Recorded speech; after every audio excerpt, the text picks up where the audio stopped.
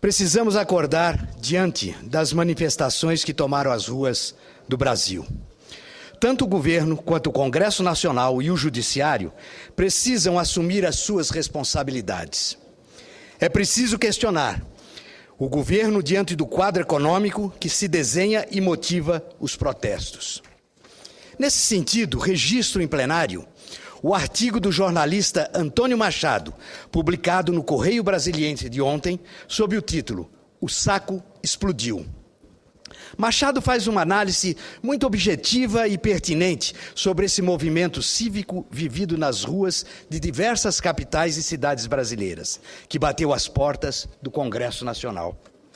Todos nós, agentes públicos dos três poderes da República, temos o dever de fazer uma reflexão sobre o episódio livre de venda das paixões.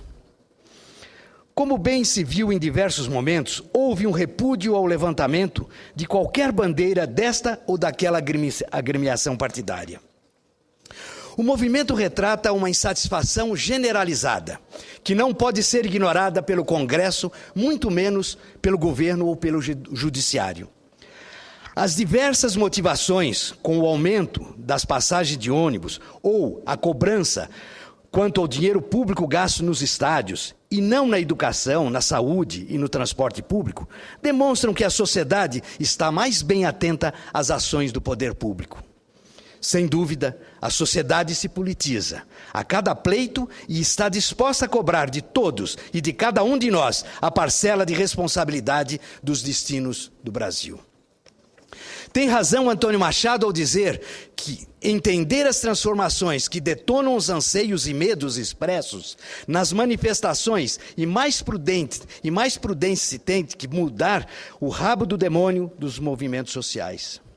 Não se pode querer, sob qualquer pretexto, minimizar a força representativa das mais de 250 mil pessoas que tomaram as ruas das diversas capitais e, simbolicamente, tomaram o Congresso Nacional. Veja o recado do Congresso Nacional ao Congresso Nacional sob dois ângulos. Primeiro, o da inevitável cobrança do papel do parlamento no sistema de freios e contrapesos, tão caro à República e à democracia. Segundo, a dimensão de esperança no papel de cada um de nós desempenha como representante do povo e dos estados.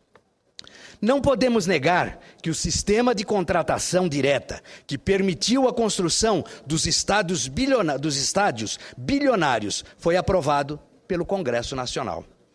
Não podemos negar que o Congresso tem sido passivo diante das infindáveis explicações das autoridades do governo sobre o controle da inflação e do crescimento econômico. Senador Pedro Táxi, não podemos negar a forma como o Brasil tem sido governado por infindáveis medidas provisórias aprovadas pelo Congresso. Não podemos negar que a Justiça também tem sido alvo de críticas populares pela demora em decidir. Vejam, senhoras e senhores senadores, que o Poder Executivo parece ainda adormecido e continua a dizer que detém o controle da inflação e a minimizar a dimensão do movimento. O Parlamento não pode abrir mão de ser o freio necessário das ações do Poder Executivo. Senador Paim, acertam a imprensa e os especialistas ao apontar que o movimento apanhou todos de surpresa. Acertam mais ainda, senadora Ana Amélia, ao apontar que a inflação, os desarrojos da economia, o mal-estar do mercado financeiro, a insegurança social, a insatisfação difusa, especialmente dos jovens, acumulam-se em um dia chegam às ruas. O aumento das passagens foi a gota d'água. A inflação que as famílias encontram nas gôndolas do supermercado não tem cor, não tem ideologia. A inflação é um número com incrível capacidade corrosiva. A inflação rouba o sonho da viagem, do carro novo, do curso de idiomas, do almoço em família, do fim de semana. A inflação destrói o orçamento doméstico e acaba com a paz de espírito das famílias. A inflação não precisa de intermediários para ser entendida.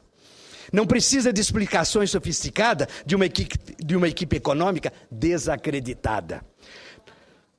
Senhor presidente, Os movimentos sociais que vemos nas ruas não deverá ser apenas uma febre, mas muito mais do que um protesto repentino. As 250 mil pessoas demonstraram o amadurecimento político do brasileiro, sobretudo em relação aos destinos dos 40% da carga tributária, à corrupção e ao tamanho da máquina pública.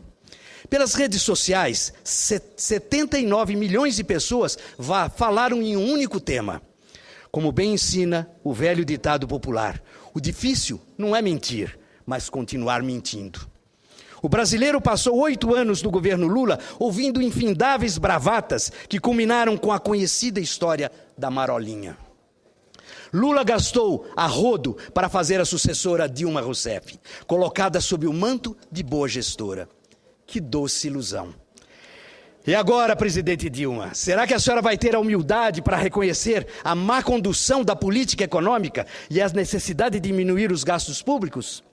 Será que a senhora compreenderá que esses movimentos populares não podem ser resumidos à figura do velho Restelo, imortalizada pelo memorável Luiz de Camões? Será que a senhora vai entender que as 250 mil pessoas não podem ser rotuladas como pessimistas que fazem mal ao país? Senhoras e senhores senadores, todos nós precisamos refletir detidamente sobre o significado desse movimento cívico que toma as ruas do país e as ruas do Brasil.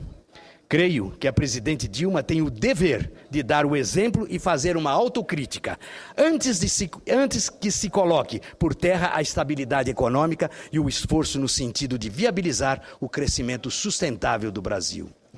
Encerro com um elogio à manchete do jornal O Popular, do estado de Goiás.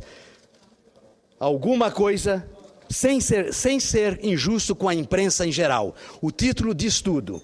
Alguma coisa acontece nesse país. O gigante despertou e um filho teu não foge à luta. Obrigado.